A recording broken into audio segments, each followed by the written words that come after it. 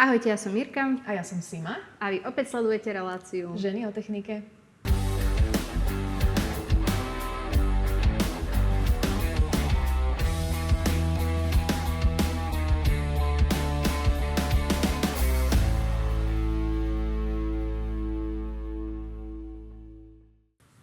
Takže dnes tu máme opäť ďalšiu super časť a takisto aj skvelého hostia, ktorého sme tu síce už mali, ale aj napriek tomu nám ho Sima predstaví. Pre tých z vás, ktorí ste nás objavili až teraz alebo nedávno, tak by som vám chcela predstaviť nášho vzdialeného kolegu, odborného predajca z klímy do domu Maťa Hubu. Ahoj Maťa. Ahojte. My sme tu preberali v minulosti projekt Zelená domácnostiam a v podstate budeme sa mu venovať aj dnes, aby sme sa dozvedeli, čo je v tejto oblasti nové. No teda pripomieňme si najskôr, čo to vlastne ten projekt je. Zelená domácnostiam je projekt Slovenskej inovačnej a energetickej agentúry, čo je organizácia spadajúca pod Ministerstvo hospodárstva Slovenskej republiky. Zelená domácnostiam je vlastne program, ktorý slúži na podporu inštalácie zariadení využívajúcich obnoviteľné zdroje energie. Dobre. A teda obnoviteľné zdroje energie, tak si môžeme rovno povedať vlastne, aké zariadenia sú momentálne podporované zelené domácnostiam. Sú to napríklad fotovoltické kolektory, solárne panely, tepelné čerpadlá alebo kotly na biomasu alebo veterné turbíny.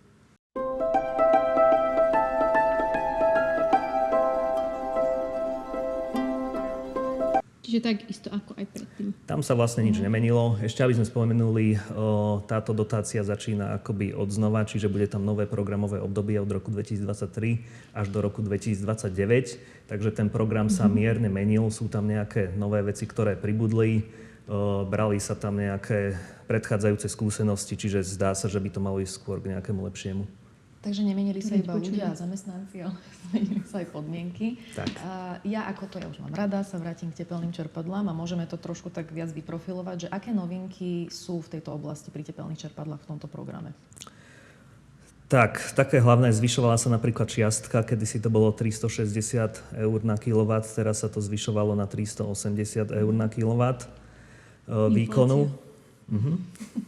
Malo by to pokrývať cca 30% v podstate tej celkovej faktúry. Ďalšou novinkou je, že okrem tých štandardných tepelných čerpadiel vzduch-voda alebo zem-voda, tam pribudli aj tepelné čerpadlá vzduch-vzduch, čo sú v podstate také tie štandardné klimatizácie. Nebudú sa dotávať ale všetky klimatizácie, sú tam nejaké podmienky, ktoré to musí spĺňať, čiže takou hlavnou je asi to, že v objekte nesmie byť inštalované teplovodné vykurovanie, čiže nejaké radiátory alebo podlahovka. Čiže nemá to slúžiť ako podpora klimatizácií na chladenie, ale malo by to byť podpora klimatizácií na vykurovanie ako efektívneho spôsobu vykurovania Čiže objektu. keď chcem peniažky iba na klimatizáciu, tak nesmiem tam proste mať žiaden iný teplovodný zdroj vykurovania. Áno, čiže pokiaľ je napríklad elektrická podlahovka, to je OK, pretože tá nie je až taká efektívna, tú klímu si tam vieme dať. Nesmie tam byť ale nejaký plynový kotol s podlahovkou alebo radiátormi. Ja sa vrátim ešte k tým sadzbám, lebo trošku som, keďže s tým tiež okrajovo pracujem, tak som si to pozerala. 380 eur na kilowatt a je tam aj nejaká zvýhodnená sadzba pre niektoré oblasti na Slovensku? Áno, kedysi tam bola vlastne možnosť, že zvýhodnenie tam bolo, pokiaľ sa vykonali nejaké úsporné opatrenia, ktoré boli väčšinou skoro vždy, prípadne rodinný dom nebol v oblasti s možnosťou pripojenia na centrálny zdroj, čo u nás väčšinou teda tie rodinné domy nie sú.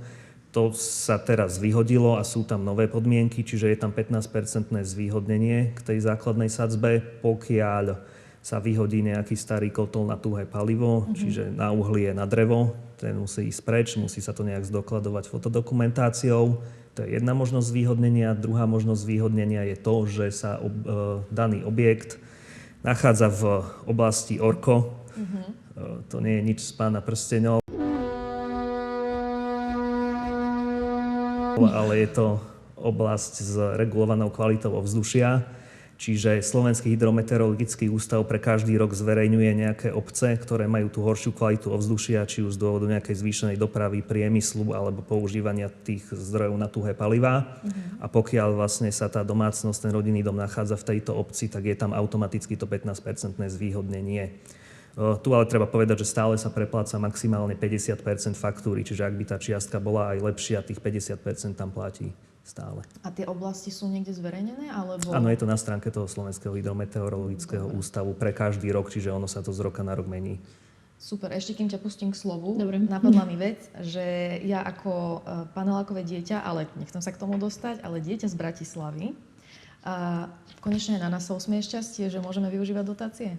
Áno, takže to je ďalšia z tých vlastne tohtoročných noviniek. V podstate na tento program je aktuálne alokovaných približne 150 miliónov eur, z čoho približne 60 miliónov eur je vyčlenených pre Bratislavský kraj, zvyšných 90 pre tie zvyšné kraje. Ten Bratislavský kraj tam v podstate doteraz nikdy nebol. Je to novinka, preto aj tých prostriedkov je tam tak trošku nepomerne viac, aby sa vynahradilo to, čo predtým v podstate bolo ubraté. Čiže áno, aj Bratislavčania majú konečne možnosť, aj vlastne celý kraj má konečne možnosť čerpať dotácie zo zelenej domácnostiam. Skvelé.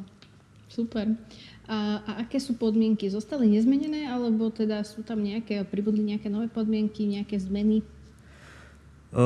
Viac menej platí to, čo platilo stále, čiže tieto dotácie sú určené iba pre fyzické osoby, to znamená, žiadateľom nesmie byť právnická osoba alebo firma.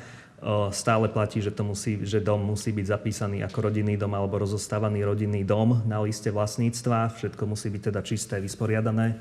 To je v podstate prvá vec, ktorú vždy si so zákazníkmi preberáme, že či je ten list vlastníctva čistý, lebo niektorí ľudia ani nevedia, že 40 rokov bývajú niekde vo vinici so súpisným číslom, lebo kedysi sa to robilo tak všelijako, takže toto si vždy skontrolujeme. Takže toto je jedna vec. Ďalšia z noviniek, čo tam pribudla, že nemusí byť len rodinný dom, môže to byť aj rekreačný objekt. To tam vlastne predtým nebolo. Je ale nutné, aby jeden z vlastníkov alebo spoluvlastníčok mal v tomto objekte trvalý pobyt. A ja som sa toho dotkla okrajovo a teraz sa toho dotknem úplne celoplošne, čo sa týka tých panelákov.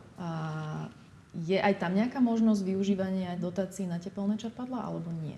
Áno, je tam možnosť dotácií aj pre bytové domy. Tie podmienky sú ale dosť prísne. To znamená, daný objekt nesmie byť pripojený na centrálny zdroj, ani nemôže mať možnosť pripojenia na nejakú centrálnu tepláreň, čiže musí byť niekde pomimo.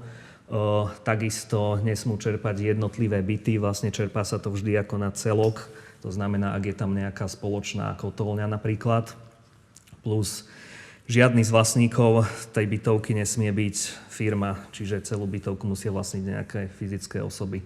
Plus je tam nejaký audit potrebný a teda. Náš štandardnú klímu do bytu nám bohužiaľ dotácia neprejde. Takisto, keby sa niekto chcel odpojiť a dať si na balkón nejaké tepelné čerpadlo alebo fotovoltický panel, tak toto nebude možné. Čiže pre tú bytovku vždy iba ako celok. Čiže jeden za všetkých, všetci za jeden. Tak, tí nájomcovia alebo majitelia sa musia nejakým spôsobom dohodnúť, čo v tých panelákoch môže byť dosť komplikované. Čím viac poschodí, tým komplikovanejšia dohoda. Dobre, v minulosti bol ten postup teda nejaký a niečo sa na to zmenilo, alebo stále to prebieha rovnako? V tých posledných kolách to už bolo celkom vyladené, čiže to, čo fungovalo, by sa meniť nemalo. To znamená postup, keď za mnou príde nejaký ten zákazník. Tak to bolo, myslím, že tretie alebo štvrté kolo, takže zo začiatku tam boli také rôzne problémy, teraz sa to už trošku menilo. Čo určite odpadlo, sú tie nejaké rýchle prsty, že štvrtok o jednej sa otvorí kolo a kto to najrýchlejšie nakliká, tak ten dostane tú dotáciu. Čiže toto odtiaľ vypadlo, malo by to byť otvorené stále. A postup je teda taký, že zákazník alebo tá firma najprv na stránke Zelená domácnostiam.sk spraví nejakú registráciu. Tá registrácia je úplne nezáväzná. Treba mať už pri nej pripravený ten vysporiadaný list vlastníctva, pretože to je údaj, ktorý sa tam zadáva, ktorý sa už potom nemôže meniť, pokiaľ nebudeme robiť novú registráciu. Čiže zadáme si tam domácnosť, údaje domácnosti, číslo listu vlastníctva, vytvoríme si nejakú registráciu. Asi v poradovníku. Nie sme ani v poradovníku, to je úplne nezáväzné. Tá registrácia nám vygeneruje iba nejaký aktivačný kód. Ja keď už si vyberiem ako domácnosť nejakého zhotoviteľa, to znamená nejakú firmu, ktorá by bude inštalovať dané zariadenie, podpíšem nejakú zmluvu o diele alebo nejakú objednávku alebo niečo podobné. Zhotoviteľ, respektíve tá firma, mi sľúbi, že do 3 mesiacov to vie nainštalovať. Tak z tejto registrácie zoberiem ten aktivačný kód, dám ho tej inštalačnej firme a ona vtedy tú poukážku aktivuje. Keď je tá poukážka aktivovaná, približne do týždňa príde zmluva medzi domácnosťou a agentúrou a vlastne až v tomto čase sú tie prostriedky vlastne natvrdo pridelené pre tú domácnosť a máme 3 mesiace na to, aby sme zariadenie nainštalovali, spustili. V podstate všetku papierovú agentu už od tohto kroku rieši zhotoviteľ. That's not my problem. It's yours. To znamená doklady o inštalácii, nejaká fotodokumentácia a podobné veci, ktoré sa posielajú vlastne so žiadosťou o preplatenie tej poukážky späť do agentúry. To je dosť jednoduchý postup. Viac menej je to celé nastavené tak, že ten zhotoviteľ, respektíve tá firma, ktorá to bude robiť, vie toho zákazníka úplne odbremeniť a od toho zákazníka je viac menej potrebné iba podpísať tie zmluvy medzi domácnosťou a agentúrou. To je určite veľmi dobrá správa z toho dôvodu, že predsa ak nejaká inštalačná firma toto robí, tak má s tým viacero skúseností, kdežto jednotlivec v podstate môže prísť do toho styku s tým iba raz. Takže je to také. Je to v porovnaní s tými inými programami, je to myslím si, že už celkom vyladené, celkom jednoduché a väčšinou aj dosť bezproblémové. Napríklad, čo my riešime dotácie, tak sme zatiaľ nejaké vážnejšie problémy nemali. Samozrejme, my ako zhotoviteľ nemôžeme riešiť za zákazníka niektoré veci, ako napríklad udržiavať to zariadenie prevádzky schopné počas 2 rokov. Takisto, kebyže sa tá zmluva platí 2 roky, kebyže sa tá nehnuteľnosť predá, tak tá domácnosť je nutná to nahlásiť agentúre, že sa tam menil vlastne vlastník tej nehnuteľnosti. Toto už sú veci, ktoré my ako realizačná firma samozrejme kontrolovať nemôžeme, čiže my to odovzdáme, spustíme, vypapierujeme, ale potom už tie ostatné veci si musí riešiť domácnosť. Ja už nemám otázky. Zamýšľala som sa ozaj nad všetkými scenármi a myslím si, že mám zodpovedané všetko, čo potrebujem vedieť.